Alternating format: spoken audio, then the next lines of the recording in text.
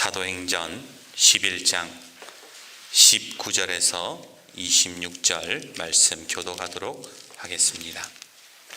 그때에 스데반의 일로 일어난 환란으로 말미암아 흩어진 자들이 베니게와 구브로와 안디오게까지 이르러 유대인에게만 말씀을 전하는데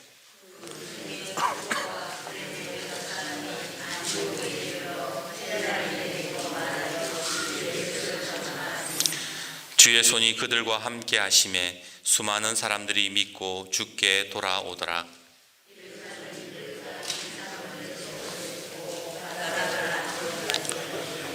그가 이르러 하나님의 은혜를 보고 기뻐하여 모든 사람에게 굳건한 마음으로 주와 함께 머물러 있으라 권하니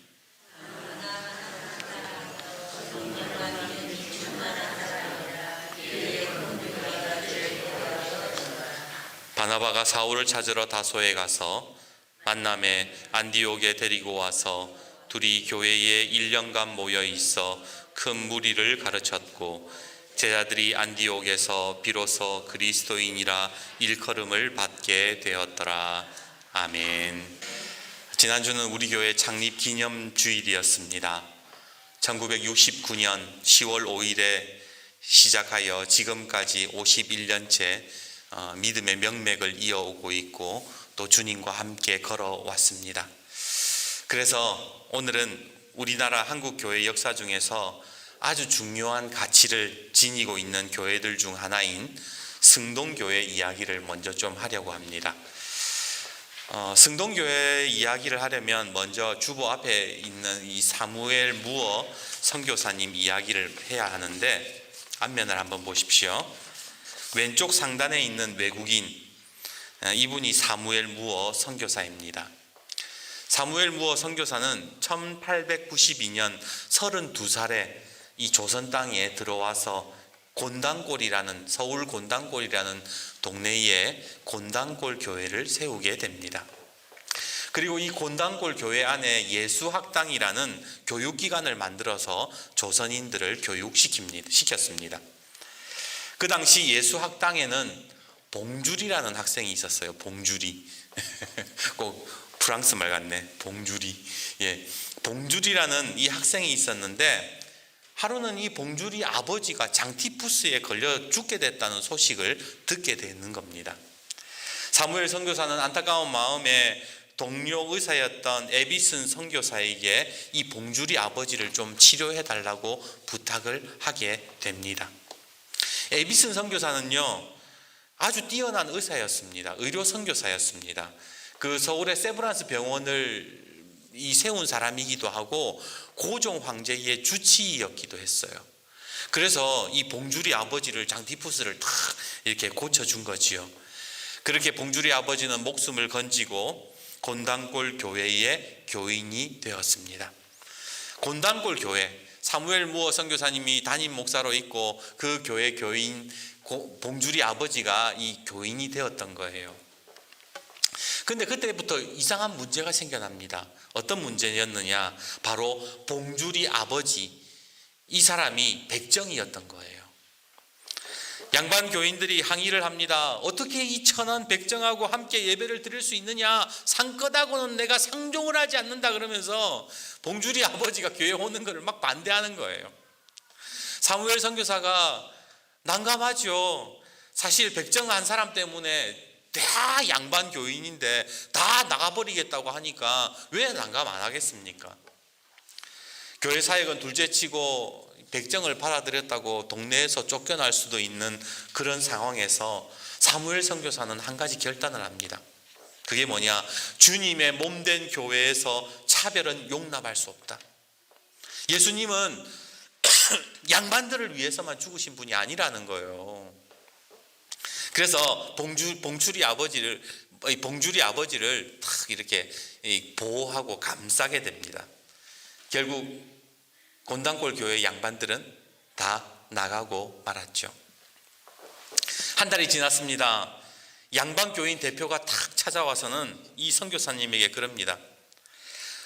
그러면은 10분 양보해서 곤단골 교회 앞자리에 양반 진정석을 만들어 주시오. 그러면은 우리가 다시 교회를 나오겠어? 그리고 저 봉주리 아버지는 저 뒤쪽에 저 구석에 백정 앉는 자리, 양반 자리 이렇게 나눠주면 교회 나오겠어? 그렇게 이야기를 하니까 이 정도면 좀 타협할 법도 한데 선교사님은 그것도 허락 안 하는 거예요. 결국 곤단골 교회는 두 개로 갈라지게 됩니다. 원래 있던 곤단골 교회와 양반들만 모일 수 있었던 홍문동 교회, 이렇게 서울에 탁 두 개로 갈라지게 되죠. 이 사건으로 가장 난처해진 사람이 누구였겠습니까? 바로 봉출이 아버지였습니다. 백정 그때는 이름이 원래 없었어요. 이 박성춘이라는 사람이었는데 자기 때문에 교회가 분열이 되고 교인 대다수가 나가버리니까 마음이 얼마나 힘들었겠어요. 오죽했겠습니까? 그때부터 이 봉출이 아버지가 빈 예배당을 채우기 위해서 전도하기 시작하는 거예요. 서울 시내 백정이란 백정은 다 찾아가가지고는, 심지어는 수원까지 가서 수원 백정 찾아가지고는 사람 대접해주는 교회가 거기 하나 있다. 그 우리 백정들 거기 나가면 사람 대접 받는다 그러면서 전도를 하기 시작했던 겁니다. 그렇게 곤단골 교회는 백정교회로 소문이 나게 됩니다. 이후에 이 곤단골 시간이 지나서 곤단골 교회에서 떨어져 나간 양반교회, 홍문도 교회 교인들이 회개를 해요. 예수님을 점점 믿기 시작하고 말씀이 그 속에 들어오니까 자기가 잘못했다는 걸 알게 됐거든요. 그래서 뉘우치고 다시 곤단골 교회와 홍문동 교회가 합쳐지는 은혜가 있게 됩니다. 1898년에 설립된 중앙교회를 거쳐서 주보에 보시는 대로 1904년 승동교회가 되어서 지금 역사적인 교회로 남아있게 되었지요. 주보에 보시면 그 오른쪽에 사무엘 선교사님 옆에 사진의 사람이 누구냐면 바로 봉출이에요. 봉출이가 나중에 아버지 백정이 이렇게 교회 장로가 되거든요. 그리고 그 아들 봉출이는 바로 이 박서양이란 이름을 갖게 되고 대한민국 최초의 외과 의사, 의대 교수가 됩니다. 이들 백정 부자는 독립운동과 백정들의 신분 해방을 위해서 앞장선 것으로 잘 알려져 있는데 백정들에게 막 글을 가르쳐요. 이제는 백정도 사람처럼 살아야 된다 그러면서, 그리고 조정에 계속 탄원을 올려요. 그렇게 그 결과 결국 이 정부에서 백정들도 국민의 한 사람으로서 이 주민등록상에 이름을 올릴 수 있게 되고 법률적으로 국민과 동등한 대우를 받게 되었답니다. 이처럼 승동교회의 이 이야기 속에 이 나라, 이 대한민국을 향한 하나님의 보이지 않는 손길이 숨어 있더라는 거예요. 오늘 우리 교회는 어떨까요? 우리 교회는 어떤 이야기가 숨어 있을까요? 어떤 하나님의 손길이 있을까요? 오늘 우리는 본문에서 두 교회를 만날 수 있습니다. 하나는 오늘 본문에서 하나는 안디옥 교회, 그리고 또 하나는 무슨 교회? 예루살렘 교회예요. 그런데 이 안디옥 교회는 예루살렘 교회와는 출발부터가 달랐어요. 우선 이렇다 할 이름 있는 사도가 없었습니다. 유명한 목사님이 없었어요. 담임 목사님이 제대로 있는 게 아니었다는 겁니다. 게다가 교회 체계도 갖추어지지 않은 이방인 교회였어요. 반면에 예루살렘 교회는 어떤 교회였느냐? 베드로가 수장이에요. 다른 예수님의 제자들이 있는 정통성 있고 권위가 있는 교회였다는 겁니다.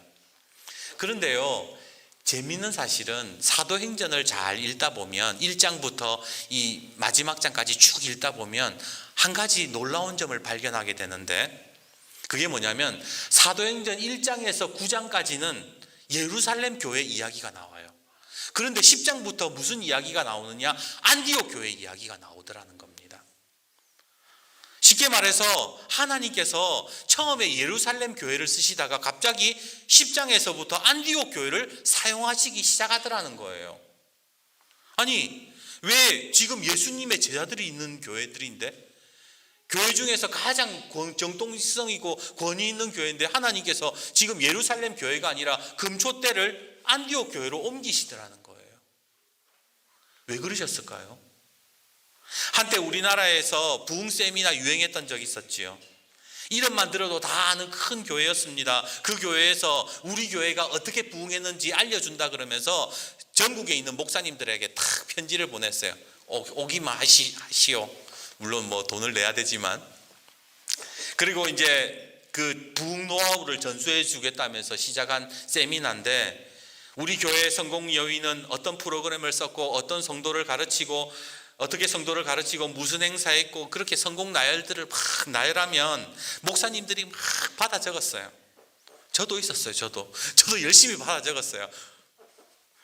나도 나중에 그때 부목사였으니까 나도 큰 교회 담임 목사가 되면 이렇게 부흥을 시켜야지 이러면서 막 열심히 받아 적었습니다. 그런데 그 세미나는 얼마 가지 못해서 금세 사라져버리고 말았습니다.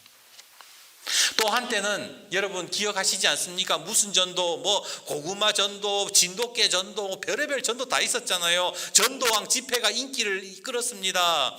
교회마다 그 강사를 초청해서는 그 강사 말만 들으면 전도 폭발이 일어날 것이라고 기대하면서 막 초청했잖아요. 저도 그 강의 들었다니까요. 안 들은 강의 없었어요. 나도 담임되면 저분 초대해가지고 우리 성도들 제대로 한번 교육시켜야겠다. 하지만 그것도 그때뿐. 아무리 전도법을 가르쳐도 교회는 부흥이 되지 않았습니다. 참 이상하죠. 어떤 교회는 되는데 어떤 교회는 부흥되고, 그 강사는 전도하면 된다 그러는데 왜 우리는 안 되는 거죠? 예루살렘 교회는 안디옥 교회에 비해서 부족함이 전혀 없는 교회였습니다. 한번 설교하면 3,000명이 예수 믿는 돌아오는 베드로가 수장인 교회가 바로 예루살렘 교회인데, 왜 예루살렘 교회 성도들은 그러한 능력이 없는 걸까요? 왜 그렇게 되지 못하는 걸까요? 분명 능력 있는 강사도 있고 교회의 모든 조건이 갖추어져 있었음에도 불구하고 왜 하나님의 촛대가 안디옥 교회로 옮겨졌냐라는 겁니다. 그 이유가 뭘까? 첫 번째 이유는 사도행전의 기록자인 누가가 이렇게 이야기합니다. 우리 19절 20절 말씀 같이 한번 읽어봅시다. 19절과 20절입니다. 같이 읽겠습니다. 시작. 그때에 스데반의 일로 일어난 환란으로 말미암아 흩어진 자들이 베니게와 구브로와 안디옥까지 이르러 유대인에게만 말씀을 전하는데, 그 중에 구브로와 구레네 몇 사람이 안디옥에 이르러 헬라인에게도 말하여 주 예수를 전파하니. 지금 여기에서 복음을 전하는 두 부류가 나와요. 하나는 뭐예요? 유대인에게만 말씀을 전한 부류, 그리고 헬라인에게도 말씀을 전한 부류. 이 두 부류가 나오는 거예요. 지금 하나님의 역사가 예루살렘 교회에서 안디옥으로 옮겨진 이유가 뭔가? 바로 예루살렘 교회가 뭐였다는 거예요? 양반지 됐다라는 거예요. 상놈에게는, 잡것에게는 복음 전할 이유가 없다, 그렇게 했다는 겁니다. 예루살렘 교회에 있는 유대인들은 개보다 못한 이방인과 같이 천국에 같이 갈 마음도 없었고 복음 전할 이유도 없었다고 생각한 겁니다. 하지만 그래서 유대인에게만 복음을 전했지만 안디옥 교회 교인들은 어떻게 했다는 거예요? 이방인에게도 복음을 전했다라는 겁니다. 하나님의 금초대가 안디옥 교회로 옮겨진 두 번째 이유가 있습니다. 22절과 23절 말씀 우리 같이 한번 읽어봅시다. 22절 23절입니다. 시작. 예루살렘 교회가 이 사람들의 소문을 듣고 바나바를 안디옥까지 보내니 그가 이르러 하나님의 은혜를 보고 기뻐하여 모든 사람에게 굳건한 마음으로 주와 함께 머물러 있으라 권하니. 안디옥 교회가 갑자기 막 주님의 손길에 의해서 부흥하기 시작하고 뭔가 이 소문이 나기 시작하니까 예루살렘 교회 입장에서는 궁금했을 겁니다. 그렇죠? 도대체 저 교회가 뭘 때문에 저렇게 된 거지? 그래서 마치 세미나는 열지 않았지만 그 교회에 어떻게 된 일인가 싶어가지고 바나바에게 가보라 그런 거예요. 그런데 무슨 일이 일어났는지 보고 오라고 바나바를 보냈는데 23절을 보세요. 바나바가 무엇을 하고 있는지를 우리는 알아야 됩니다. 23절 같이 읽습니다. 시작. 그가 이르러 하나님의 은혜를 보고.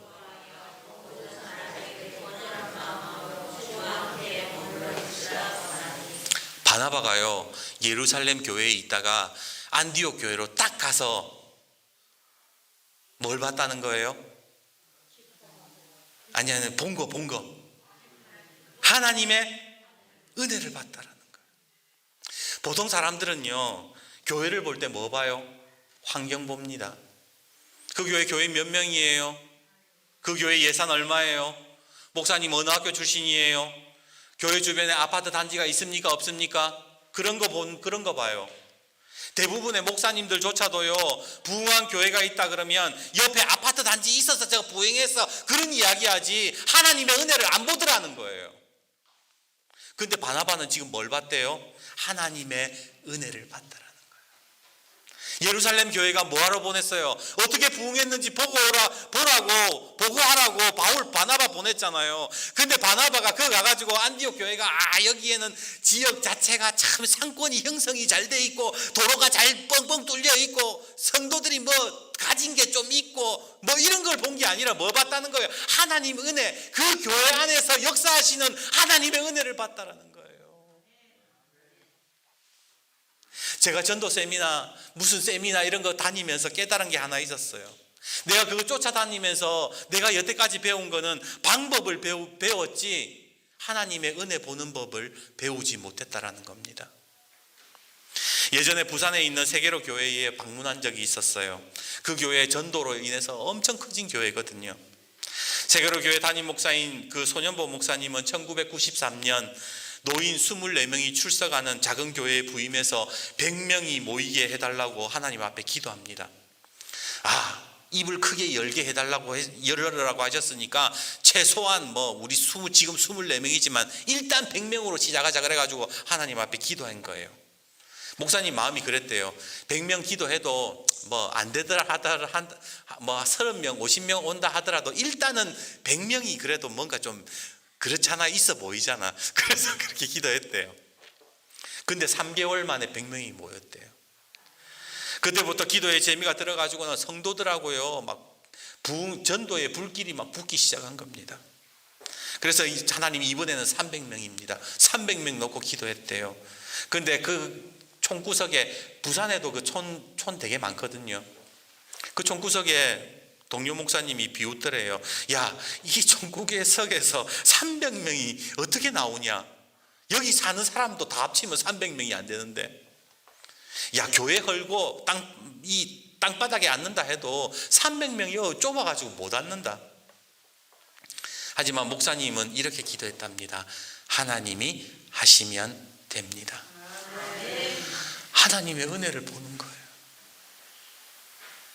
제가 그 전도 세미나 집회에 가가지고 제가 본 거는요, 아따 교회 크다, 아따 목사님 카리스마 있네. 저 정도 카리스마가 돼야 성도들 확 휘어잡아가지고 전도 안 하면 나가라 그러고, 장로님 교회에 있으면 있을 게 뭐 있냐고 빨리 나가라고 그렇게 하는 목사님 카리스마 보고, 교회 예산 보고, 몇 명 모있나 보고, 교회 무슨 일 하는가 무슨 봉사하는가 그런 거 봤지 하나님 은혜 볼 생각 안 했다라는 거예요. 근데 그 목사님은 모든 상황 속에서 뭐예요? 하나님의 은혜, 하나님이 하시면 된다, 그걸 봤던 거예요. 우리는 오늘 살아가면서 너무 환경적인 부분을 많이 봐요. 우리는 이래서 안 될 거야, 저건 저래서 힘들 거야.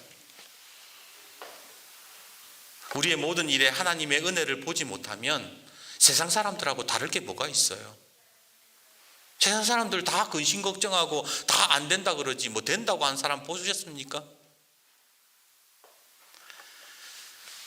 말씀을 준비하다가 어제 권혁범 집사님께 전화를 드렸습니다. 집사님, 작년에 우리 하려고 했던 붕어빵 다시 시작했으면 좋겠습니다. 사실 제가 작년에 우리 권 집사님이 붕어빵 차 가져오셔가지고 봉사하실 때 제 속에는 이런 근심이 있었어요. 붕어빵 하면은 마을 사람들이 어떻게 볼까? 우리 성도님들이 얼마나 호응해 줄까? 내가 붕어빵 저거 따라다닌다고 설교 준비 못하는 거 아니야? 필요 이상의 예산들이 많이 들어가면 어떻게 하지? 아무도 우리 남성교회에서 안 도와주면 어떡하지? 근데 말씀 가운데 부정적인 시선이 아니라 하나님의 은혜를 바라보라고 성령님이 그러시는 거예요. 야, 네가 보는 게 왜 그거밖에 없냐? 여러분도 그렇지 않으세요? 신앙생활하면서 내가 부딪혀 보지 않고 해보지도 않고 지레진작 그만두고 내 마음속에 그런 근심 때문에 하나님의 은혜를 보지 못하는 일들이 많지 않습니까? 꼭 전도에게만 해당되는 게 아니에요. 내가 누군가에게 용서를 빌고 누군가와 관계를 회복하고 예수의 이름으로 누군가에게 내 마음을 전하는 것, 그것도 뭐 하나님의 일이라는 거예요. 그 속에서 우리가 하나님의 은혜를 보지 못하면, 내 생각과 내 마음에 머물러 있으면 하나님의, 주님의 손길이 우리 가운데에 역사하지 못하더라는 겁니다. 오늘 안디옥 교회가 어떻게 시작이 되었습니까? 하나님의 은혜 보고 시작한 교회예요. 이방인에게도 복음이 전파될 수 있다. 이방인 저 사람들, 그들이 가지고 있었던 배웠던 율법, 그들이 가지고 있었던 생각, 이방인에 대한 편견, 그런 것들로 멈추어졌던 것이 아니라 하나님 은혜 바라보고 그냥 다가갔던 거예요.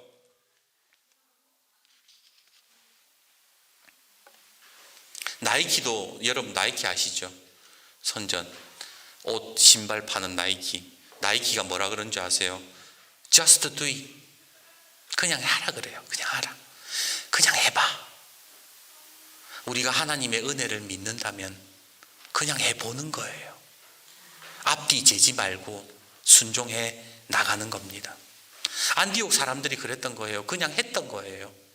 사도행전 1장 8절 오직 성령이 너희에게 임하시면 너희가 권능을 받고 예루살렘과 온 유대와 사마리아 땅 끝까지 이르러 내 증인이 되리라 하시니라. 그 말씀에 그냥 따랐던 겁니다.